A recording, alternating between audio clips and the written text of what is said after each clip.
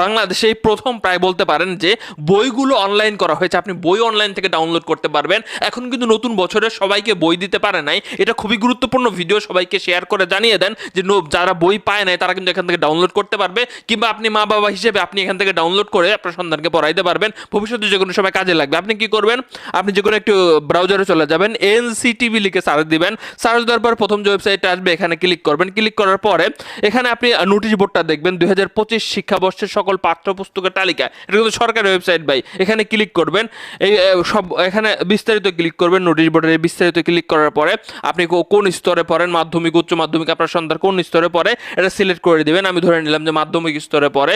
এরপরে কোন ক্লাসে পড়ে আপনি সিলেক্ট করে দিবেন। সিলেক্ট করে দেওয়ার পরে এখন আপনি কি করবেন, সেই ক্লাসের সকল বইগুলো দেখতে পাবেন এবং পাশে ডাউনলোড অপশন পাবেন। আপনি কিন্তু বই ডাউনলোড করতে পারবেন। এখানে ডাউনলোডে ক্লিক করলে আপনি এখানে গণিত বই যেমন দেখতে পাচ্ছেন, এখানে গণিত বইটা কিন্তু ডাউনলোড করতে পারবেন। উপরে ডাউনলোডের অপশনও কিন্তু আছে, এই যে দেখতে পাচ্ছেন গণিত বইটা, উপরে ডাউনলোডের অপশন আছে।